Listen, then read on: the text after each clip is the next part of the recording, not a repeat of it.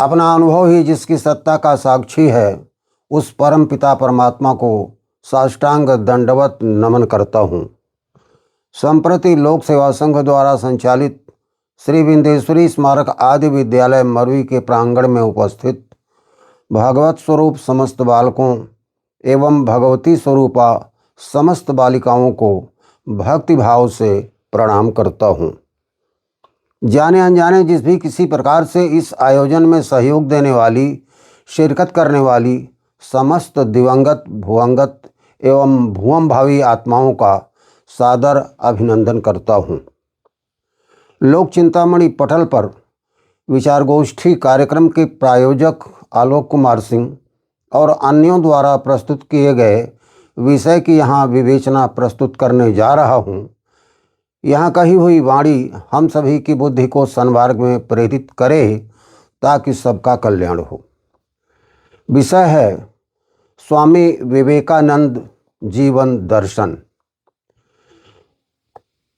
इस विषय की प्रस्तावना शिव बच्चन सिंह और विवेकानंद स्मारक समिति के संयोजकों ने भी किया था।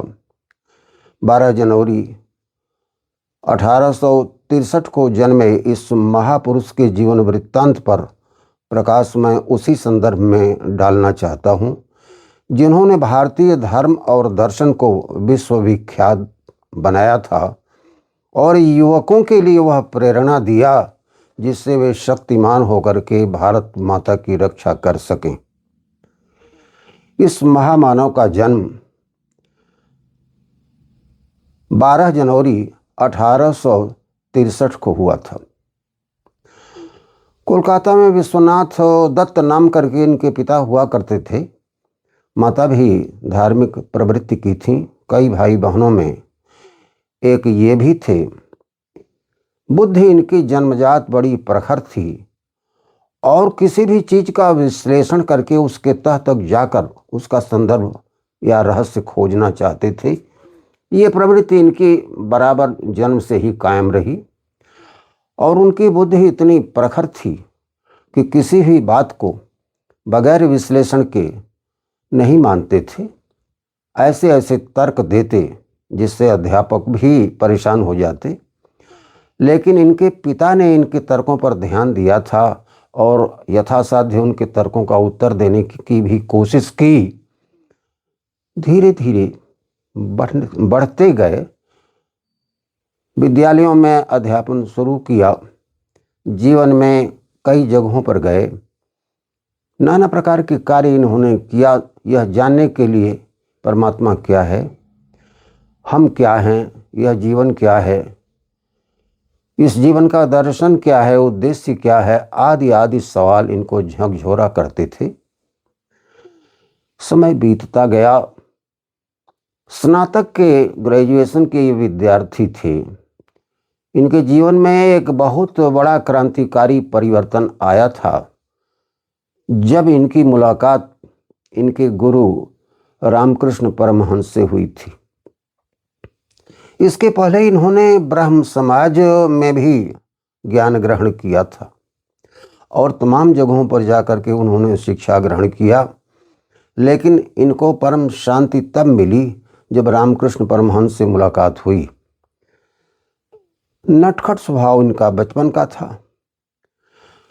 वैज्ञानिक प्रवृत्ति और खोज की वृत्ति इनकी जन्मजात थी। स्वामी रामकृष्ण परमहंस से भी इन्होंने इसी तरह के अनेक सवाल कर डाले। क्या आपने काली को देखा था? रामकृष्ण परमहंस कलकत्ता के दक्षिणेश्वर काली के पुजारी थे। प्रायः पागलों जैसी मुद्रा में रहा करते, लेकिन इन्हें ईश्वर का काली का साक्षात्कार हो गया था।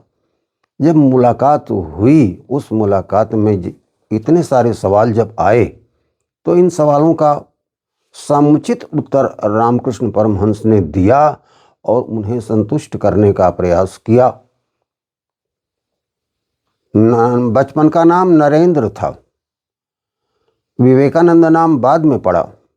नरेंद्र ने पूछा कि स्वामी जी, जिस काली की उपासना आप कर रहे हैं उस काली को आपने देखा है? रामकृष्ण जी ने उत्तर दिया कि न केवल देखा है वरन तुम्हारे जैसे अन्य लोगों की तरह से उनसे मैंने बात भी किया है। कौतूहल इनका और बढ़ गया। कहा, आपने देखा है तो हमको भी दिखा दें। रामकृष्ण परमहंस ने पास बिठाया। कहा, आंखें बंद करो, ध्यान लगाओ। आंखें बंद किया, उनके सर पर अपना हाथ रख दिया। उन्हें रील की तरह से माता काली के सारे करतूतों का दर्शन होने लगा, उनसे बात होने लगी। उन्हें ऐसी ऐसी अजूबा चीज दिखाई पड़ी जिसमें सारा ब्रह्मांड ही नाच रहा था। इन्हें बड़ा आश्चर्य हुआ, कभी डर भी लगता, लेकिन जानने की जिज्ञासा बढ़ी और कभी बहुत आनंद मिलता। इतने ये भाव विभोर हो गए कि समाधि लग गई। तब तक रामकृष्ण परमहंस ने अपना हाथ हटाया, सारा दृश्य गायब हुआ। विकल हो गए, विक्षिप्त होकर के कहने लगे, गुरुदेव हाथ रखे रहें। कहा, बेटा दूसरे की पूंजी से कब तक प्रकाशित होते रहोगे? तुम्हें अपना प्रकाश स्वयं ढूंढना होगा। रामकृष्ण परमहंस के शिष्य बने। अद्वैत वेदांत के प्रचार और दर्शन में अध्ययन में जो कमाल दिखाया था, इस विद्यार्थी ने, जो बाद में चल कर के नरेंद्र दत्त से स्वामी विवेकानंद बना, उसकी कहानी ने भारतीय संस्कृति और दर्शन के जीवन में एक नई करवट ला दी। इनके जीवन की कुछ महत्वपूर्ण घटनाओं का हम उल्लेख करेंगे। जीवन दर्शन तो इनका इतना विशाल है कि जिस पर बहुत कुछ लिखा जा सकता है, लिखा गया है, लेकिन यहाँ उनका उल्लेख नहीं करके संक्षेप में कुछ बातें बताते हैं। 12 जनवरी 1863 को जन्म हुआ था। 1884 में अविभाजित भारत के लाहौर में इनका एक प्रवचन हुआ था। उसमें इन्होंने कहा था कि विचारों के प्रचार प्रसार के लिए संप्रदायों की आवश्यकता होती है, लेकिन संप्रदायवाद अच्छा नहीं है। ये उनके विचार 1884 के लगभग लाहौर के भाषण से मिले। उन्होंने बड़ी ऊंची बात कहा था। संप्रदायों के झगड़े काहे के लिए? जब मूल तत्व एक ही है, अद्वैत है, तो झगड़े काहे को? स्कूल में पढ़ाई होती है, स्कूल धर्म नहीं हो जाता। स्कूल संप्रदाय हैं, संप्रदायवाद नहीं होने चाहिए। ये घटना लाहौर की है। आगे चल करके 1993 में एक विलक्षण घटना घटी जिसने इनको विश्व प्रसिद्ध बना दिया। अमेरिका के शिकागो में विश्व धर्म सम्मेलन हो रहा था, वहाँ ये गए थे। तमिलनाडु के विवेकानंद शिला पर जहाँ इन्होंने ध्यान लगाया था और वहाँ के बाद जलयान से उन्होंने शिकागो की यात्रा किया था, वहाँ इस समय विवेकानंद स्मारक बना हुआ है। जो लोग वहाँ गए हैं उसको देखे होंगे। प्रवचन शुरू हुआ, सारे के सारे लोग उस विश्व धर्म सम्मेलन में अपने अपने मत को रखने के लिए आए थे। जब विवेकानंद को मौका मिला तो उन्होंने देखा कि भारत के सामने तो शून्य लिखा था, अर्थात वहाँ से कोई प्रतिनिधि आया नहीं। किसी ने बताया कि नहीं नहीं, वहाँ से एक वो गेरुआधारी हैं महात्मा आए हुए हैं। इस युवा के हर अंग से आभा टपकती थी। परमात्मा ने इन्हें जितना सुंदर शरीर दिया था उतना ही ऊंचा विचार दिया था, और वो गेरुआ वस्त्र साफा इन्हें ऐसा प्रकाशमान करता था कि बरबस हर कोई इनकी तरफ ध्यान लगा देता था। भाषण का प्रारंभ करने से पहले जो पहले शब्द उन्होंने बोला था उसी ने सारी सभा को, सारे अमेरिका को मंत्र मुग्ध कर दिया। सब लोग इनके कायल हो गए। उन्होंने यहीं से शुरू किया था, my dear brothers and sisters of America. यही शब्द इतने प्रेरणादायक हुए कि सबका ध्यान उनके ऊपर लग गया और जीरो पर ही बोलना उन्होंने शुरू किया और सिद्ध किया था कि पूरा ब्रह्मांड एक ही सत्य पर आधारित है, जिसे सत्य सनातन धर्म कहते। सत्य सनातन धर्म कहते हैं। इसी के भिन्न भिन्न संप्रदाय, ईसाई, इस्लाम, जरथुस्त्र का दर्शन, ताओ का दर्शन हो, यहूदी हो या तमाम लोग हैं, उसी एक के अंशों को लेकर के व्याख्यापित हुए हैं। इसमें कोई संघर्ष की बात नहीं, सबका लक्ष्य एक ही है। रास्ते तो अलग अलग हैं पर मंजिल एक है, वह मंजिल सत्य की है। उसी सत्य को उन्होंने अद्वैत वेदांत के रूप में व्याख्यापित किया था और यह विचार पूरे विश्व में व्याप्त हो गया। घटना 1993 की है और इससे न केवल स्वामी विवेकानंद विश्वविख्यात हुए बल्कि भारतीय धर्म और दर्शन की स्थापना सारे संसार में हुई। 1997 में उन्होंने अपने गुरुदेव की स्मृति में रामकृष्ण मिशन की स्थापना की।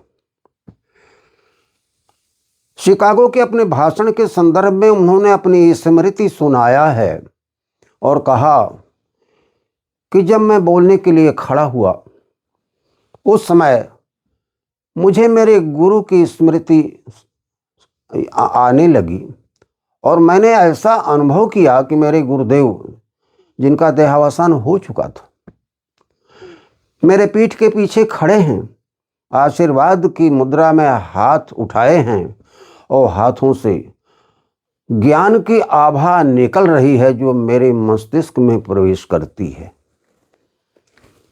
ये था अनुभव जो विवेकानंद ने लोगों से बताया। 1997 में रामकृष्ण मिशन की स्थापना हुई। माता शारदा देवी इनकी माता तुल्य माता थी, जिन्होंने उस मिशन के संचालन में विशेष भूमिका अदा किया। पूरे भारत में नहीं, पूरे विश्व में अद्वैत वेदांत के प्रचार में इस महात्मा ने, इस महामनीषी ने, इस विचारक महापुरुष ने जो संदेश दिया, प्रयास किया, वह कोटिशः मुखों से वर्णित नहीं किया जा सकता। काल का फेरा चला करता है। अंततः जुलाई 1902 का समय आया और स्वामी जी हम लोगों के बीच से विदा हो गए।